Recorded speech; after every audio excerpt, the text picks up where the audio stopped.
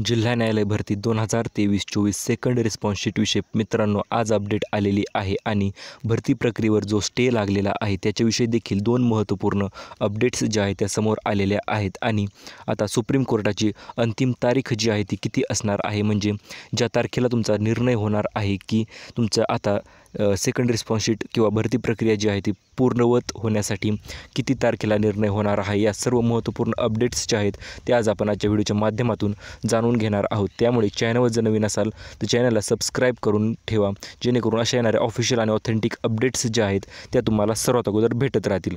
आता सर्वात अगोदर तुम्हाला प्रश्न पडलेला असेल की स्क्रीनवर दिसत असलेल्या या दोन फोटोमध्ये नेमकं हे व्यक्ती कोण आहेत आणि कशासाठी मी हा फोटो जो आहे तो तुम्हाला दिलेला आहे। तर ही गोष्ट मित्रांनो जाणून घ्या।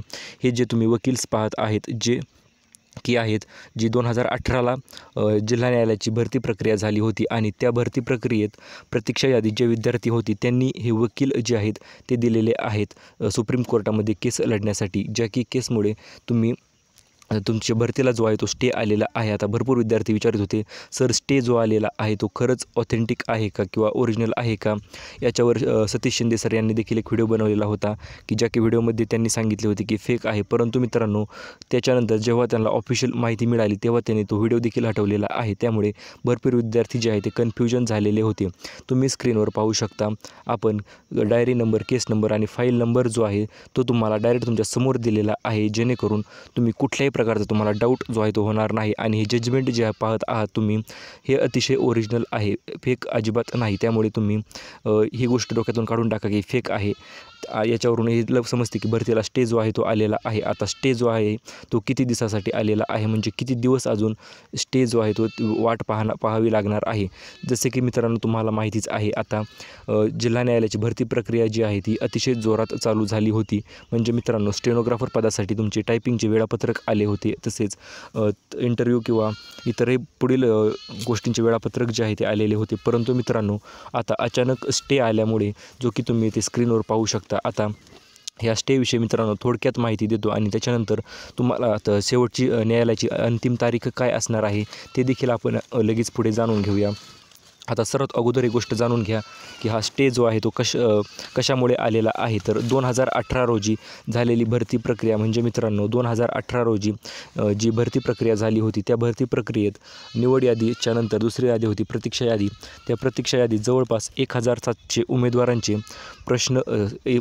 नावे असून देखील त्यांना सिलेक्शन जे आहे ते भेटलेले नव्हते। तुम्ही म्हणाल प्रतीक्षा यादीत नाव आल्याच्यानंतर सिलेक्शन कसे काय, तर एक गोष्ट लक्षात घ्या, भरती प्रक्रिया पूर्ण झाल्याच्या नंतर मित्रांनो जवळपास 2 वर्ष देखील त्यांना टाईम जो आहे तो असतो की ज्या टायमात ते ॲप्लाय करू किंवा त्यांना दुसरीकडे पोस्ट जी आहे ती जिल्हा न्यायालयातच भेटू शकते। त्यामुळे 2 वर्ष त्यांचा वेळ जो आहे तो असणार होता। परंतु मित्रांनो कोरोना आल्यामुळे त्यांचा 2 वर्षाचा वेळ जो आहे तो गेलेला आहे। त्याच्यानंतर न्यायालयाने 1 वर्ष देखील त्यांना वाढवून दिले होते, परंतु तेव्हा देखील जिल्हा न्यायालयाच्या भरती जी आहे त्या निघल्या नाहीत। आता 2023 रोजी भरती निघलेली आहे, म्हणजे मित्रांनो गेली 2 वर्ष जे आहे ते सुप्रीम कोर्टामध्ये केस चालू आहे आणि आता त्याचा निकाल जो आहे तो आता तुम्हाला लागणार आहे। आता तो किती तारखेला लागणार तर त्याच्याविषयी आपण माहिती जाणून घेऊया।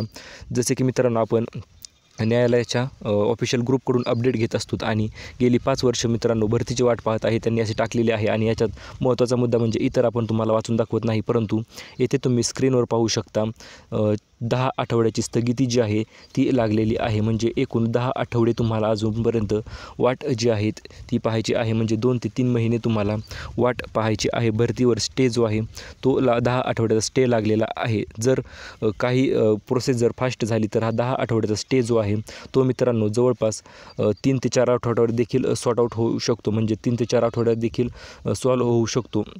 आता भरपूर विद्यार्थी विचारतात, सर नेमकं आता मग सेकंड रिस्पॉन्स शीट जी आहे ती कधी लागणार, तर एक गोष्ट मित्रांनो लक्षात घ्या, जिल्हा न्यायालय भरतीची प्रोसेस जी आहे ती स्टेप बाय स्टेप चालू होती, परंतु आता स्टे लागल्यामुळे जवळपास 10 आठवडे तर यांनी सांगितलेले आहे। परंतु एक अंदाजानुसार तुम्हाला सांगू इच्छितो की 4 ते 5 आठवड्यात हा जो प्रश्न आहे तो सॉर्ट आउट व्हायला पाहिजे, जेणेकरून तुम्हाला देखील पुढील तुमची सेकंड रिस्पॉन्स शीट जी आहे ती देखील तुम्हाला येत्या जवळपास 15 ते 20 दिवसात तुम्हाला पाहायला मिळायला पाहिजे। कारण की ऑलरेडी अगोदरच भरपूर उशीर झालेला आहे, जवळपास 3 महिने झालेले आहेत आणि तरी देखील सेकंड रिस्पॉन्स शीट आलेली नाही। परंतु मित्रांनो आता टेन्शन घेण्याची काहीच गरज नाही।